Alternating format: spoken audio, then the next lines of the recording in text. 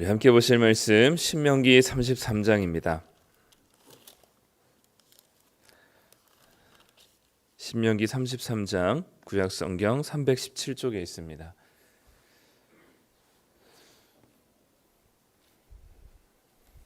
신명기 33장 1절부터 17절까지 말씀 우리 한번 같이 읽어보도록 하겠습니다. 우리 1절부터 읽겠습니다. 하나님의 사람 모세가 죽기 전에 이스라엘 자손을 위하여 축복함이 이러하니라. 그가 일렀으되 여호와께서 시내산에서 오시고 세일산에서 일어나시고 바란산에서 비추시고 일만성도 가운데에 강림하셨고 오른손에는 그들을 위해 번쩍이는 불이 있도다. 여호와께서 백성을 사랑하시나니 모든 성도가 그의 수중에 있으며 주의 발 아래에 앉아서 주의 말씀을 받는도다. 모세가 우리에게 율법을 명령하였으니 곧 야곱의 총회의 기업이로다. 여수른의 왕이 있었으니 곧 백성의 수령이 모이고 이스라엘 모든 지파가 함께 한 때로다. 르우벤은 죽지 아니하고 살기를 원하며 그 사람 수가 적지 아니하기를 원하나이다. 유다에 대한 축복은 이러하니라. 일러스되 여호와여 유다의 음성을 들으시고 그의 백성에게로 인도하시오며 그의 손으로 자기를 위하여 싸우게 하시고 주께서 도우사 그가 그 대적을 치게 하시기를 원하나이다. 레위에 대하여는 일러스되 주의 둠밈과 우림이 그 주의 경건한 자에게 있도다. 주께서 그를 마사에서 시험하시고 무리바 물가에서 그와 다투셨도다. 그는 그의 부모에게 대하여 이르기를 내가 그들을 보지 못하였다 하며 그의 형제들을 인정하지 아니하며 그의 자녀를 알지 아니한 것은 주의 말씀을 준행하고 주의 언약을 지킴으로 말미암음이로다. 주의 법도를 야곱에게 주의 율법을 이스라엘에게 가르치며 주 앞에 분향하고 온전한 번제를 주의 제단 위에 드리리로다. 여호와여 그의 재산을 풍족하게 하시고 그의 손의 일을 받으소서. 그를 대적하여 일어나는 자와 미워하는 자의 허리를 꺾으사 다시 일어나지 못하게 하옵소서. 베냐민에 대하여는 일러스되 여호와의 사랑을 입은 자는 그 곁에 안전히 살리로다. 여호와께서 그를 날이 마치도록 보호하시고 그를 자기 어깨 사이에 있게 하시리로다. 요셉에 대하여는 일러스되 원하건대 그 땅이 여호와께 복을 받아 하늘의 보물인 이슬과 땅 아래에 저장한 물과 태양이 결실하게 하는 선물과 태음이 자라게 하는 선물과 옛 산의 좋은 산물과 영원한 작은 언덕의 선물과 땅의 선물과 거기 충만한 것과 가시떨기 나무 가운데 계시던 이의 은혜로 말미암아 복이 요셉의 머리에 그의 형제 중 구별한 자의 정수리에 임할지로다. 그는 첫 수송아지 같이 위엄이 있으니 그 뿔이 들소의 뿔 같도다. 이것으로 민족들을 받아 땅끝까지 이르리니 곧 에브라임의 자손은 만만이요 므낫세의 자손은 천천이로다. 아멘. 네, 오늘 우리 신명기 33장 말씀인데요. 만약에 신명기 말씀이 32장까지 있었다면 아마 굉장히 찜찜하고 불쾌했을 수도 있는데 이 마지막 마무리를 축복으로 해주셔서 감사한 것 같습니다. 모세가 이스라엘 백성들에게 32장에서는 노래를 가르쳐 주었다면 이제는 모세가 이스라엘 백성들을 이제 축복하는 시간 그 내용입니다. 이스라엘을 축복한 사람이 또 한 명 있는데 야곱이죠. 야곱이 자기 아들 12명에 대해서 이제 축복을 했는데 그 야곱의 축복과 이제 모세의 축복이 좀 몇 가지 다른 부분들이 많이 있습니다. 순서도 다르고 그리고 지파의 등장도 지파의 12지파도 또 축복의 대상이 달라집니다. 그래서 야곱의 축복 때는 있었던 지파가 이제 이 모세의 축복 때는 또 없기도 하고요. 그래서 다른 지파가 또 늘어나기도 하고 이렇습니다. 오늘 이 하나님께서 이 32장으로 마쳤다면 큰 두려움과 또 재앙을 내리시는 하나님으로만 인식하게 될 텐데 하나님께서 오늘 3절 말씀을 통해서 모세의 노래를 통해 우리에게 그렇게 말씀하시는 것 같습니다. 여호와께서 백성을 사랑하시나니 모든 성도가 그의 수중에 있으며 주의 발 아래에 앉아서 주의 말씀을 받는도다라고 기록합니다. 하나님은 저주의 이야기 또는 재앙과 심판에 대한 이야기를 많은 부분 할애하시면서 얘기하셨지만, 하나님께서는 우리가 심판을 받아서 멸망당하기를 원하시는 마음으로 하신 것이 아니고, 하나님은 우리를 사랑하셔서 순종함으로 복을 누리기를 원하시는 분이 바로 하나님이십니다. 그래서 우리를 시험에 걸려서 넘어지게 하기보다는 시험을 이겨내길 원하시는 분이시죠. 그래서 하나님께서는 자기 백성을 사랑하시는 분이라고 모세는 노래합니다. 마찬가지로 하나님은 우리가 어떤 상황과 환경 속에 있든지, 또 우리의 주어진 환경과 조건들이 그렇게 썩 내키지 않는다 할지라도 하나님께서는 우리를 사랑하셔서 우리에게 복을 누리기를 원하시는 분이 바로 하나님이시라는 사실을 믿는 믿음이 있었으면 좋겠습니다.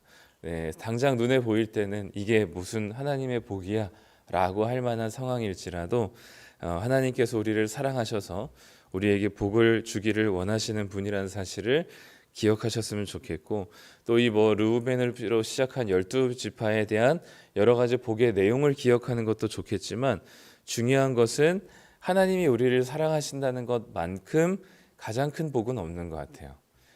그래서 물질의 축복, 또 관계의 축복, 어떤 대단한 여러 가지 우리가 바라는 결과물들이 있겠지만, 가장 중요한 그리고 가장 핵심적인 복은 하나님께서 자기 백성된 우리를 사랑하시나니가 아마 이 모든 복의 근원이 될 것입니다. 그거를 알아야 우리가 주어지는 환경이 좀 만약에 물질적으로 넉넉해지더라도 우리가 물질에 매몰되지 않고 하나님을 더 사랑할 수 있게 되는 것이죠. 하나님 우리를 사랑하신다는 이 가장 큰 놀라운 기본적인 복을 이해하고 받아들이는 사람들에게 주어지는 여러 가지 변화들은 하나님께 감사가 될 것이고, 하나님이 나를 사랑하신다는 그 사실을 망각하거나 그거를 잊어버리게 될 때는 우리에게 주어지는 결과물들이 우리의 목적이 되기 쉽습니다. 그래서 중요한 것은 여호와께서 백성을 사랑하시나니입니다. 하나님께서 우리를 너무나 사랑하신다는 사실 잊지 않으셨으면 좋겠고요. 그것이 전제로 여러 지파들에게 이제 이 축복에 대한 이 기도를 모세가 하게 됩니다.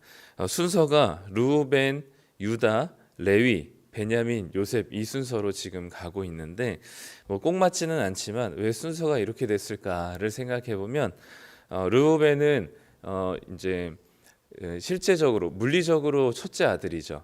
물리적으로 첫째 아들인데 사실 이 르우벤은 첫째 아들의 역할을 제대로 하진 못하죠. 살아 있었을 때, 르우벤이라는 사람이 살아 있었을 때. 그래서 그 역할을 누가 대신하게 되냐면, 온 가족의 가장 역할을 누가 하게 되냐면 요셉이 하게 됩니다. 그래서 르우벤은 물리적으로 첫째 아들이기 때문에 아마 첫 번째로 그 지파를 언급한 것일 거고, 그리고 요셉은 11번째 아들임에도 불구하고 이 앞 상반부에 이렇게 기록한 이유는 요셉이 실질적인 첫째 아들의 역할을 했었기 때문에 요셉을 앞쪽에 이제 배치하지 않았을까 싶고요.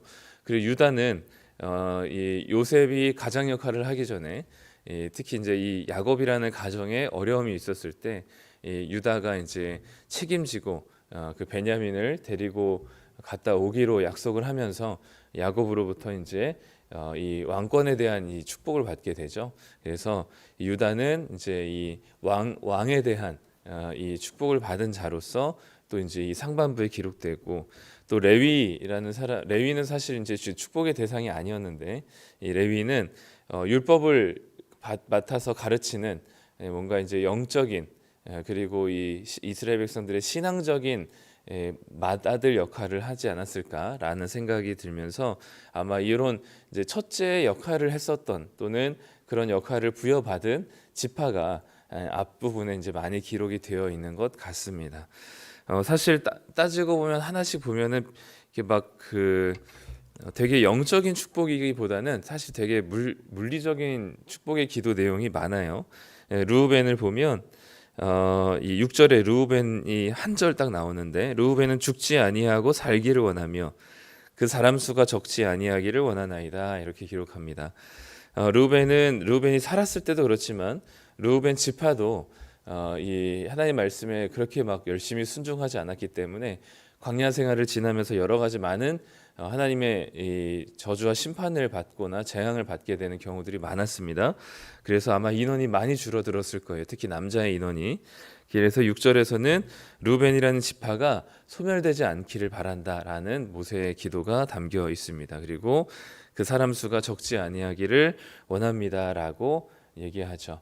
그래서 하나님 말씀에 순종함으로 루벤의 지파가 더 왕성해지기를 바라는 이 모세의 기도입니다.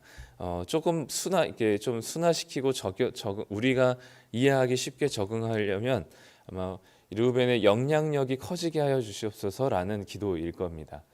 그리고 두 번째 유다도 한 절인데요. 7절에 유다에 대한 축복은 이러하니라라고 얘기하면서 유다의 음성을 들으시고 그의 백성에게로 인도하시며 그의 손으로 자기를 위하여 싸우게 하시고 주께서 도우사 그가 그 대적을 치게 하시기를 원하나이다. 어떤 느낌이 드시나요? 뭔가 싸움, 그리고 전쟁, 약간 이런 이미지가 있죠. 그래서 7절에서는 아마 전쟁에서 승리하게 하옵소서라는 이 축복일 겁니다. 그래서 특별히 마지막 부분은 이제 대적을 치게 하시기를 원합니다라고 하면서 원수를 물리치고 전쟁에서 승리할 수 있게 하옵소서라는 아마 이 유다의 축복이 담겨 있고요. 아마도 유다의 지파를 통해서 왕권이 세워질 것이기 때문에 유다의 승리가 곧 이스라엘 전체의 승리가 될 것이라서 아마 유다에게 이런 축복을 주지 않았을까 싶습니다. 그리고 좀 특이하게 8절부터 11절까지 레위 지파에 대한 축복을 하게 됩니다. 사실 레위 지파는 하나님이 구별한 지파이기 때문에 야곱의 축복에서는 빠져 있었거든요. 이제 일반적으로 이스라엘 12지파에는 속하지 않는 게 바로 레위인데 오늘 신명기에서는 모세의 축복을 통해서 다른 레위 지파가 들어갔을 뿐만 아니라 레위 지파에 대한 축복의 내용이 다른 지파에 비해서 훨씬 많습니다. 그 이유가 뭔고 하니 10절에 이 레위 지파의 정체성을 이렇게 설명합니다. 주의 법도를 야곱에게 주의 율법을 이스라엘에 가르치며 주 앞에 분향하고 온전한 번제를 주의 제단 위에 드리리로다 라고 설명합니다. 그러니까 레위인들은 하나님의 말씀을 맡은 자들입니다. 그리고 그 말씀을 이스라엘 백성들에게 가르치며 교육하는 자고 그들의 손길을 통해서 제단의 번제를 제사를 드리는 역할을 하는 자들이죠. 신명기에서 무엇을 중요하게 생각하는지 이 모세의 축복만 보더라도 알 수 있습니다. 신명기가 지금까지 한 내용을 한마디로 얘기하면 뭘까요? 1장부터 32장까지 하나님의 율법, 모든 율법을 순종하면 복을 받을 것이고 불순종하면 저주를 받을 것이다. 그러니까 율법에 대한 순종을 굉장히 중요하게 생각한 게 신명기 주제인데 그 주제에 걸맞게 레위 지파를 등장시키면서 이 레위 지파는 하나님의 말씀을 율법을 가르치고 그것을 맡은 자로서 하나님께서 그에게 축복을 내리시기를 원한다라고 긴 서술을 하고 있는 것을 보면 신명기는 하나님의 율법을 순종하는 것을 아주 중요하게 생각하고 있구나라는 것을 볼 수 있는 것이죠. 특별히 레위 지파에게 어떤 축복을 또 기도를 하냐면 11절에 여호와여 그의 재산을 풍족하게 하시고 그의 손의 일을 받으소서 그를 대적하여 일어나는 자와 미워하는 자의 허리를 꺾으사 다시 일어나지 못하게 하옵소서라고 되어 있습니다. 레위 지파는 개인적인 땅을 부여받지 않았습니다. 개인 재산이 거의 없죠. 그런 이 레위 지파를 위해서 사실 이스라엘의 가장 가난한 자들이 레위인들입니다. 레위인들은 직접 수확해서 먹을 수 있는 열매와 결실이 없었고 백성들의 11조와 그리고 첫 열매 헌물한 것을 가지고 나눠서 먹게 그것을 몫을 가지게 하셨습니다. 그러니까 사실 하나님께서 이스라엘 백성들 전체를 풍족하게 하지 않으시면 레위인들도 굶어 죽을 수밖에 없는 거죠. 이스라엘 백성들의 헌금과 헌물을 통해서 먹고 살았기 때문에 하나님께서 이스라엘 레위인들에게 그들의 재산을 풍족하게 해달라는 기도는 곧 이스라엘에 하나님께서 내리실 놀라운 복을 주실 것을 간절히 소망하는 것이죠. 그래서 먹고 사는 일에 힘쓰지 않고 하나님께서 주신 말씀을 맡은 것으로만으로도 하나님께서 그들의 먹고 사는 것을 책임져 주시옵소서라는 하나님의 그 모세의 간절한 바람과 축복의 내용이 담겨 있습니다. 그리고 베냐민은 한 줄인데 12절에 보면 여호와의 사랑을 입은 자는 그 곁에 안전히 살리로다. 여호와께서 그를 날이 마치도록 보호하시고 그를 자기 어깨 사이에 있게 하시리로다라고 되어 있습니다. 하나님의 사랑을 입어서 안전하게 살게 해 주시옵소서. 아마도 베냐민 지파는 그 분배받은 땅도 적었고 인원도 상대적으로 굉장히 다른 지파에 비해서 적었고 큰 지파들 사이에 땅을 분배받았기 때문에 언제든지 위축되고 그 땅이 없어지거나 또는 그 지파가 사라질 수도 있지만 하나님께서는 그 베냐민에게 주님의 사랑을 통하여서 그 큰 덩어리들이 있는 옆에서 안전히 살게 하여 주시옵소서 이렇게 축복을 기도합니다. 특별히 12절에 그 사랑이 그리고 그 하나님의 안전하게 지키심이 무엇으로 표현되고 있냐면 그를 날이 마치도록 보호하시고 죽을 때까지 하나님께서 보호하시고 그를 자기 어깨 사이에 있게 하시리로다. 어깨 사이에 있는다는 것은 어떤 상황으로 우리가 연출한 것을 이해하면 될까요? 두 어깨 사이에 있대요, 베냐민이. 그러면 베냐민이 하나님 어디에 앉아 있는 거예요?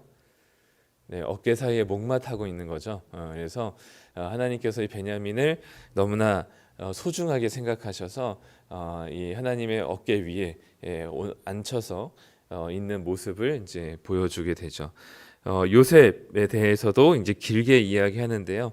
요셉이 이제 실질적인 장자 역할을 한 것을 우리가 어떻게 이해하냐면 원래 이제 고대 사회 장자에게는 다른 아들들에게 주어질 축복의 2배를 줬었어요.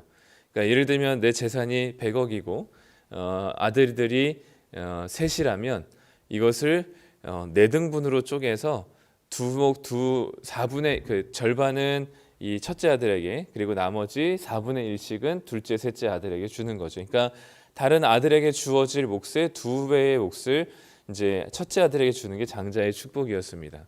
그래서 요셉이라는 지파가 나중에 생기지 않고 요셉의 아들들 에브라임 지파와 므낫세 지파가 생기죠. 그러니까 그렇게 두 지파로 나누는 이유는 하나님께서 요셉에게 장자의 축복을 허락하셨기 때문입니다.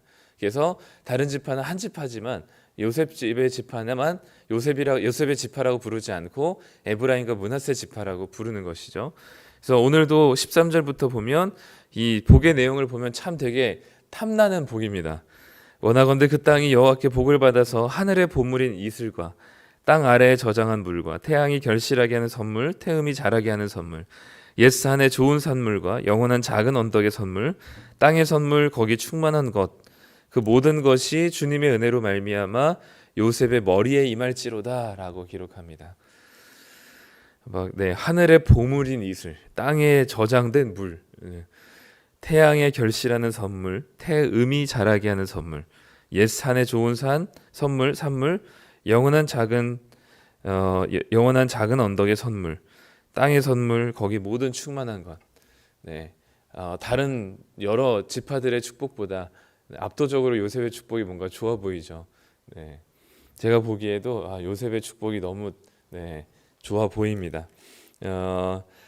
특별히 그래서 그의 형제 중 16절 끝에 보면 그의 형제 중 구별한 자의 정술이 임할지로다라고 되어 있으면서 그 형제 중에 이제 요셉이 첫 번째 역할을 하게 되는 것을 기록하고 17절에서도 그는 첫 소송아지 같이 위엄이 있으니라고 이야기하면서 이 첫째 아들의 역할, 장자의 역할을 하게 되면서 에브라임 자손은 만만, 므낫세 자손은 천천히 될 것이다라고 이야기하며 이 축복의 이야기를 마치게 됩니다. 오늘은 우리에게 하나님께 우리가 기도할 때 오늘 이 축복의 내용들을 좀 기억하시면서 하나하나 곱씹으시면서 하나님께 축복의 하나님 우리에게 이러이러한 복을 주십시오라고 간구하는 시간이 좀 있었으면 좋겠습니다. 물론 하나님께서 우리를 사랑하시는 것이 가장 큰 복이라는 사실을 전제하고 그리고 우리는 우리의 아버지께 우리는 무엇이든지 구할 수 있는 자격이 있음을 우리에게 자격을 주셨음을 기억하셔서 우리는 하나님께 마음껏 구할 수 있는 자들입니다. 그래서 뭔가 물질적인 축복을 구하거나 또는 이 땅에 필요한 것을 구하게 되면 굉장히 우리가 스스로 굉장히 이 세속에 찌들어 있는 사람처럼 느껴지지만 사실 우리는 하나님께 그 어떤 것을 구해도 흠이 되지 않습니다. 그래서 물론 하나님께서 우리에게 뭐 르우벤의 축복을 주시든 유다의 축복을 주시든 또는 레위의 축복을 주시든 베냐민의 축복을 주시든 그거는 하나님께서 결정하실 일이고, 우리는 우리가 바라는 바 또 우리가 필요한 것들을 하나님께 간절히 아뢰는 시간들이 오늘 있었으면 좋겠습니다. 그래서 하나님께 솔직하게, 하나님, 요셉처럼 하나님 정말 하늘의 그 보물인 이슬과 땅 아래에 저장된 물, 사실 요셉의 축복은 물질적인 축복이거든요. 하나님 부자 되게 해주세요, 물질적으로 풍성하게 해주세요, 이런 축복입니다. 베냐민은 하나님, 내가 안전하게 주님 안에서 살기를 원합니다, 죽을 때까지 좀 지켜주십시오. 또 레위인도 하나님, 입고 먹고 입는 것에 너무 매몰되지 않도록 하나님 적당하게 좀 채워주십시오. 사실 이 보면 다 내용들이, 이 모세의 축복의 내용들이 다 물질적이고 현세적인 이야기들입니다. 우리가 하나님 나라를 바라보며 살지만 우리가 이 땅에 필요한 것들을 주님께 간구할 자격이 있는 자들이고요. 마땅히 하나님께서는 그 기도 소리를 들으시고 하나님의 방식과 하나님의 뜻대로 우리에게 그 기도를 이루어 주실 것입니다. 그렇기 때문에 두려워하지 마시고 겁내지 마시고 스스로 굉장히 이 돈에 찌들어 있다라고 생각하지 마시고 필요한 것들, 또 하나님께 간구해야 될 것들, 무엇보다 우리가 간구하지만 우리의 자세와 태도와 우리의 정체성이 무엇이냐면 하나님이 우리를 사랑하셔서 우리에게 복 주시기를 원하시는 하나님이라는 사실을 기억하고 믿음으로 받아들이신다면 우리가 하나님께 구하지 못할 것이 없고 하나님께 아뢰지 못할 것이 없습니다. 그분은 우리의 아버지 되시고요, 우리는 자녀이기 때문에 하나님께 무엇이든지 간구하고 하나님께서 또한 우리가 간구한 대로 들어주시지 않을지라도 우리가 실망하지 않을 수 있는 것은 여전히 하나님께서는 나를 가장 사랑하시는 분이시라는 사실 때문입니다. 그래서 우리는 무엇이든 간구할 수 있지만 우리가 간구한 대로 되지 않는다 할지라도 우리는 여전히 하나님의 사랑을 받는 하나님의 자녀들인 것을 기억하시고 당당하게 마음껏 그리고 하나님께 구할 수 있는 것들을 오늘 간구하시면서 하나님께 기도하실 수 있는 이 모세의 기도가 우리 가운데 하나님께 드려질 수 있는 시간들이 되시기를 간절히 소망합니다. 기도하겠습니다. 하나님 감사합니다. 이 신명기의 말씀을 축복의 말씀으로 끝내주시니 참 감사합니다.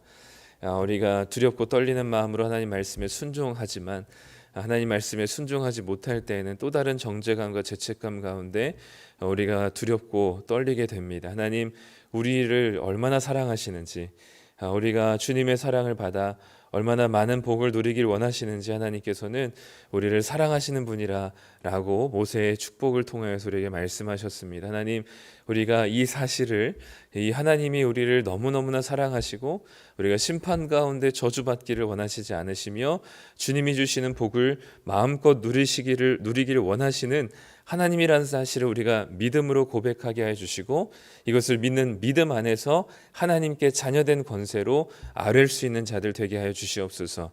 모세의 축복을 통해서 12지파들에게 하나님께서 축복의 기도를 하게 하셨던 것처럼 우리에게 지금 필요한 것들, 또 우리에게 결핍되어진 부분들, 하나님께 아뢰고 싶은 그 모든 것들을 하나님께 당당하게 감사함으로 아뢰일 수 있는 자들 되게 하여 주셔서 우리가 하나님께 간절히 모세의 축복의 기도처럼 기도함으로 하나님께서 우리의 기도를 들으시고 우리를 가장 사랑하시는 하나님께서 우리에게 베푸시는 그 은혜, 그리고 응답하시는 결과들을 누릴 수 있는 축복의 은혜를 더하여 주시옵소서.